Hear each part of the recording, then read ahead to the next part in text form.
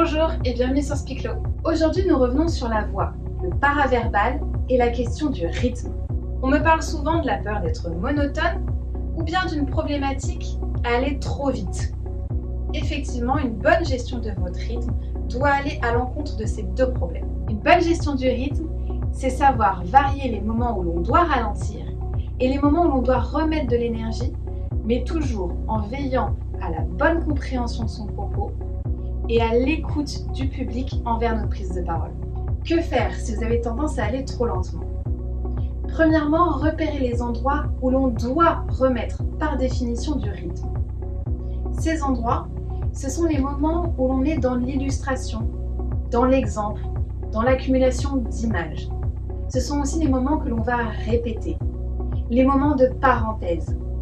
Et c'est aussi les moments où l'on va aborder des sujets intrinsèquement liés à l'idée de rapidité.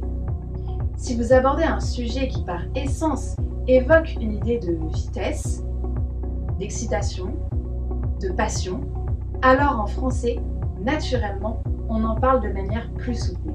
Si vous avez tendance à être monotone et à aller trop lentement, pensez également à vous entraîner à vos prises de parole bien en amont.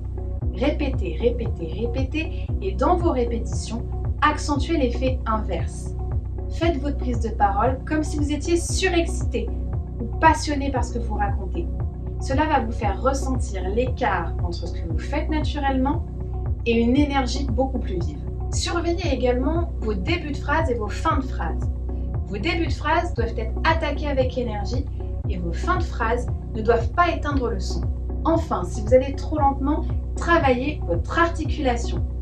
Quelqu'un qui a une diction très nette a une diction tonique et cela influe une rythmique plus vive. Que faire maintenant si vous avez tendance à aller beaucoup trop vite? Eh bien, là aussi, repérez les moments où il faut ralentir.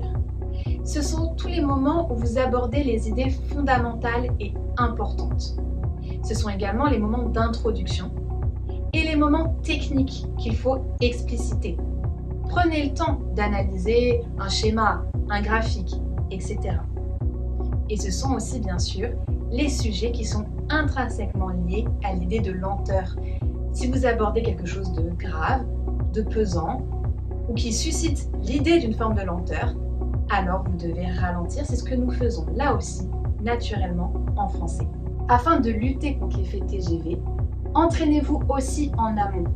Et cette fois-ci, faites l'inverse, répétez mais de façon la plus lente possible pour voir là aussi la différence entre ce que vous faites naturellement et ce que demande une énergie plus douce. Travaillez les exercices de respiration disponibles sur cette chaîne.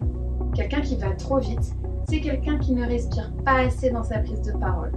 Plus vous vous entraînerez à la gestion de la respiration, plus vous en reprendrez conscience et plus vous pourrez influer sur votre débit. Et vous aussi, travaillez votre articulation. Quelqu'un qui va trop vite va avaler des mots, ne va pas avoir une diction nette.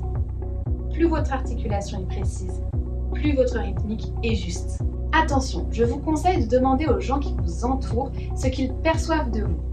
Bien souvent, la perception que l'on a de son propre rythme est faussée. Demandez-leur si vous avez tendance à aller trop lentement ou trop vite et en fonction de ces retours, adaptez votre prise de parole, adaptez les exercices que vous devez faire pour travailler votre rythme.